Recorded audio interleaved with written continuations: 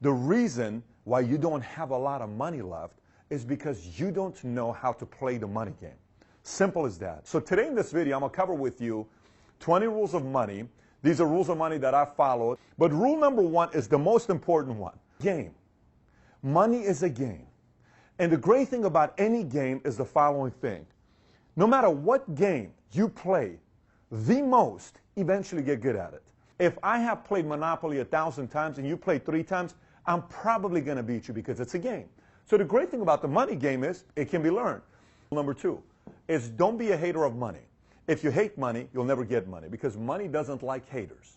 So if you're a hater and you constantly say things like, well, money doesn't grow on trees and money is this and money is that and rich people are this, it's almost as if going on a date with an attractive girl and telling the girl that you don't like attractive girls who don't know a lot about philosophy and all they care about is their looks and doing makeup and doing this and working out and going to the gym. And this girl's like, dude, I put makeup on, I work out every day to stay in shape, but I also like other things in my life. But you know what? You're right.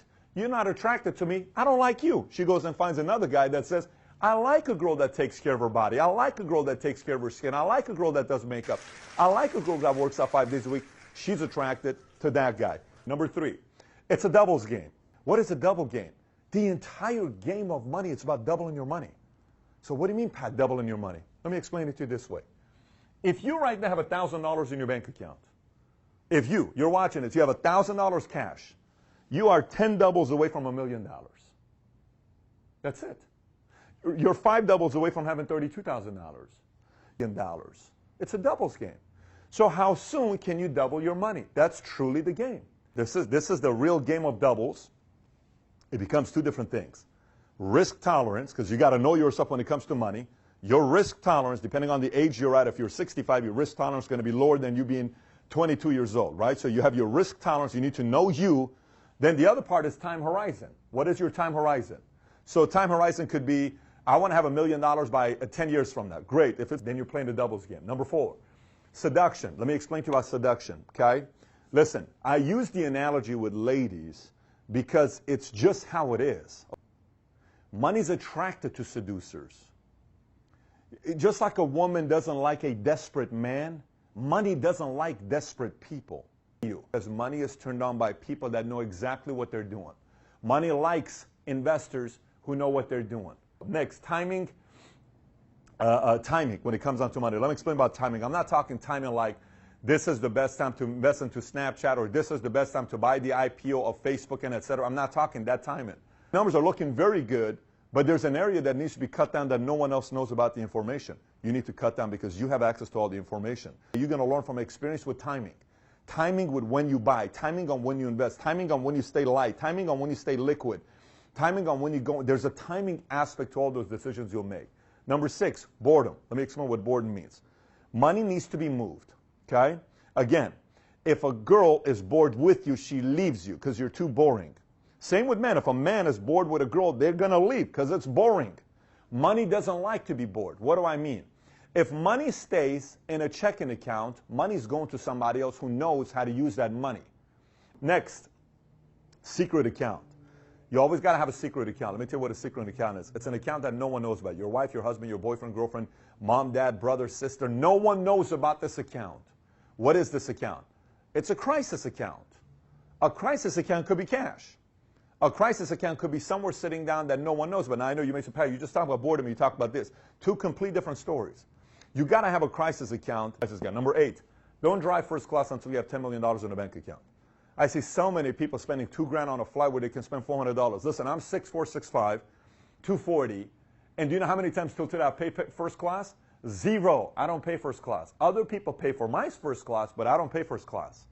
I've been paid first class. I've flown first class many, many times because I have the miles or people pay for my flight. I don't pay first class. At that point, you may want to get yourself a private jet, but don't fly first class. Next, your comp plan of whatever country you live in is your taxes. Study how you get taxed because that's your comp plan. And let me explain to you why the comp plan in America does so well. A lot of people say things like this. They'll say, you know what? I can't believe the tax structure in America benefits business owners. And you know, why is it that they benefit business owners? Because business owners create jobs. If you created jobs, we'd give you a tax benefit. Rule number 10, end of the world mentality. Listen, CNN, MSNBC, Fox, Susie Orman, Dave Ramsey, whatever these names you want to go through, all of these names, put them all together. You know what they get paid to do? They get paid to sell crisis. If truly a nuclear war is going to happen, do you really think your money matters? Come on. We're not going to exist. So you got to act as if there's no nuclear war that's going to take place and panic so much when everybody tells you everything. And you got to learn how to manage those times when 90% of the world thinks it's the end of the world. During this time when it's the end of the world, you know who wins? Those who have cash. This is why it's important to have cash set aside. And I'm not talking boredom money. I'm talking cash set aside when it's the end of the world for you to buy stuff. Every time crisis takes place, a lot of people become wealthy. A lot of people become wealthy. Number 11, study your politicians, especially your president. Let me explain to you why.